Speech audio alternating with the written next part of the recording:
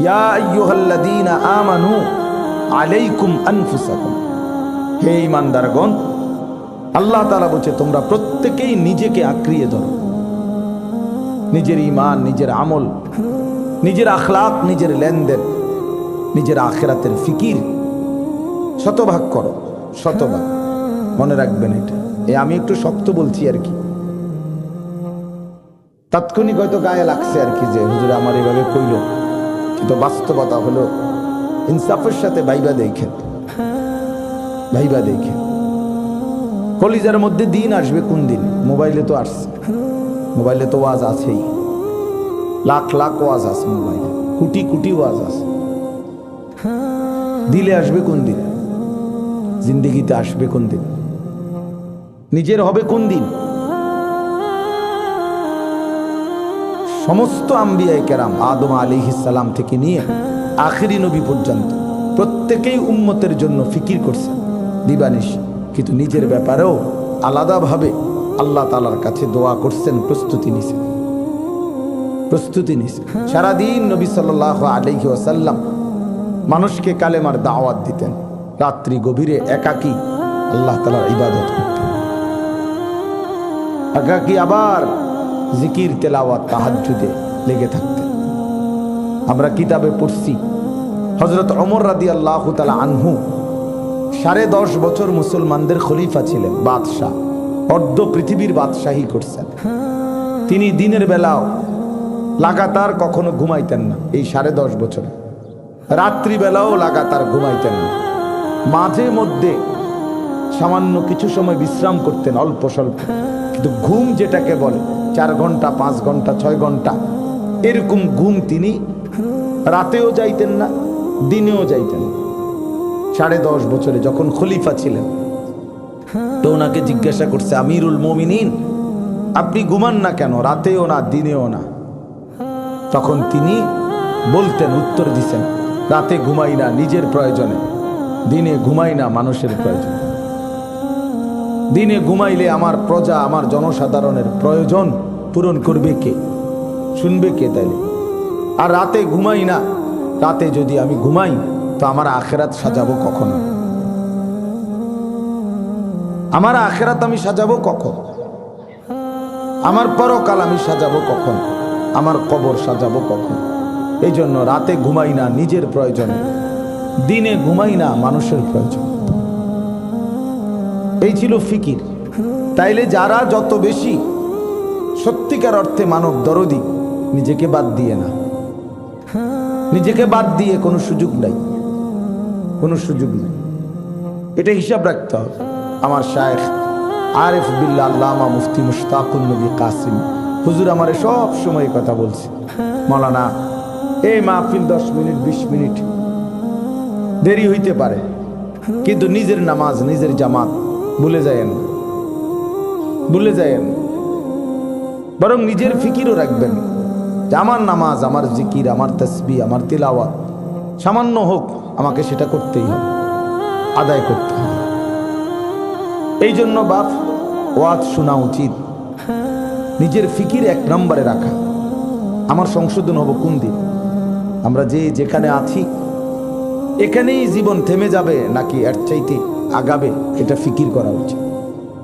ওয়াল তানজুর নাফসুম মা কদ্দামাত লিগাদ, আল্লাহ তাআলা বলেন, হে ঈমানদারগণ ইত্তাকুল্লাহ, আল্লাহকে ভয় করো।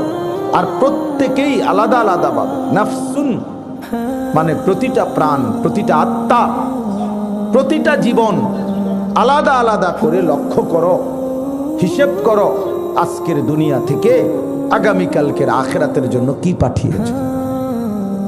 ও মানুষে বাহাবা দিছে, এটি বাদ দাও। মানুষে কইছে বিরাট নেতা, বিরাট হুজুর, বিরাট বক্তা, আন্তর্জাতিক খ্যাতি সম্পূর্ণ, একবারে বৈরবের ফুল, যমুনার ব্রিজ। বুঝেন না কথা? এটি মানুষের তীর্থ।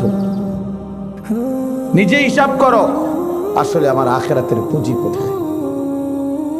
মা কদ্দামাত লিগাদ, আগামীকালকের আখিরাতের জন্য আজ কি পাঠিয়েছো।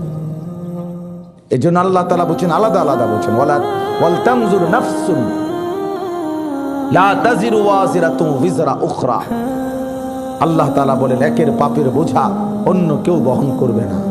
আপন বাপ দেখবে সন্তানের কাঁধে হাসরের ময়দানে পাপের বোঝা, কিন্তু বাবা বলবে না যে বাপ আমি একটু বোঝা বই নাই না। সন্তান তার পিতার বোঝা বইবে না, মায়ের বোঝা বইবে না।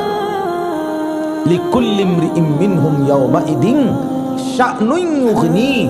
আল্লাহ বলেন সেদিন কিয়ামতে হাসরের মাঠে প্রত্যেকেই নিজেকে নিয়েই ব্যস্ত থাকবে। শা'নুন ইউগনি, নিজেকে নিয়েই ব্যস্ত থাকবে।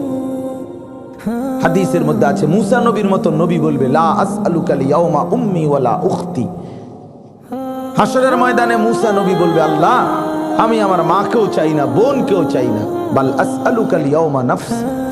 আজ হাসরের ময়দানে শুধু আমি আমাকে বাঁচাইতে চাই। আমি আমার ফিকিরে আছি, আমার ফিকিরে আছি। মা সোয়া লক্ষ আম্বিয়া আউলিয়া আতকিয়া আসফিয়া সব আমাদের নবী সাল্লাল্লাহু আলাইহি ওয়াসাল্লাম ব্যতীত সকলেই বলবেন ইয়া রব্বি নাফসি নাফসি। আই মাওলা আমাকে মাফ করে দেন, আমাকে মাফ করে দেন, আমাকে মাফ করে দেন। ফাইযা নুফিখা ফিস সূর ফালা আনসাবা বাইনাহুম ইয়াওমাইদিন ওয়ালা ইয়াতাসাআলুন। কোরআন শরীফে আল্লাহ বলেন যখন ইসরাফিল ফু দিবে হাসরের মাঠ কায়েম হবে, সেই মাঠে দাঁড়িয়ে কেউ কাউকে বংশের কোনো পরিচয় দিবে না, আত্মীয়তার কোনো পরিচয় দিবে না, এবং একে অপরের ভালো মন্দ সুবিধা অসুবিধা কিছুই জিজ্ঞেস করবে না, কিছুই জিজ্ঞেস করবে না। ওয়ালা ইয়াতাসাআলুন। আলাদা আলাদা, আলাদা আলাদা, বাস্তবিক অর্থেই আমরা আলাদা। এই ভাই, এই যে শুয়ালেন আপনি, আপনারই বলছে মোবাইলওয়ালা ভাই, নিচে শুয়ে পড়েন একদম, তাহলে আরো মোবাইল দেখতে সুবিধা হবে। এখানে শুয়া যান, ভালো হইব, একদম শুয়া দেখলে দেখতে সুবিধা হবে মোবাইল। বসছেন যেটা এত সুন্দর প্যান্ডেল, কই পাবেন এত ভালো জায়গা মোবাইল চাইতে? এত নিরিবিলি জায়গা আর পাইবেন কো? এখানে বসে এমন মনোযোগ দিয়ে চাইতেছে মানে যেন যদি এখানে পারমাণবিক বোমাও পড়ে অসুবিধা নাই, এটা পড়ে যাইব গা, এই বোটারটা বোটা দিই। হ্যাঁ হ্যাঁ, আমার টার্গেট এটা, জীবনের তরে মনে থাকে যে একবার বইছিলাম এক হুজুরের মাহফিলে, হুজুরের ডাইরেক্ট কইছে, এটা যেন জীবনের তরে মনে থাকে। কেন? ন্যূনতম আকল কোথায় গেল? আকল কই গেল? মানুষের স্বাভাবিক বিবেক কোথায় হারিয়ে গেল?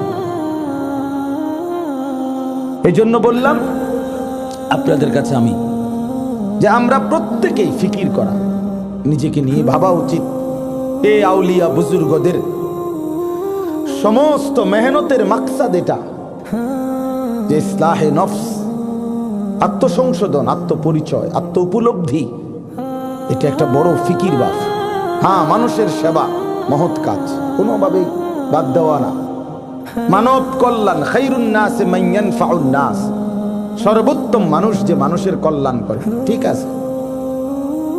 মানুষের সেবা, মানব কল্যাণ, জনকল্যাণমূলক কাজ করা, সেবামূলক কাজ করা নিঃসন্দেহে ভালো কাজ, কিন্তু নিজের ঈমান, নিজের আমল, নিজের আখলাক, নিজের হালাল হারাম ঠিক রাখা, খোদার কসম এটা তার চাইতে কোটি গুণ বেশি গুরুত্বপূর্ণ কাজ,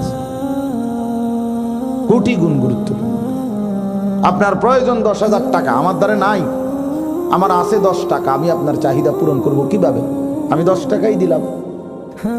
তাহলে মানুষের সব প্রয়োজন শতভাগ আপনি পূরণ করতে পারবেন না, আপনার ওই সামর্থ্য নাই। তো বেটার দরকার 10 লাখ টাকা, আপনার কাছে আছেই 10,000 টাকা, আপনি কেমনে পূরণ করবেন তার চাহিদা? অতএব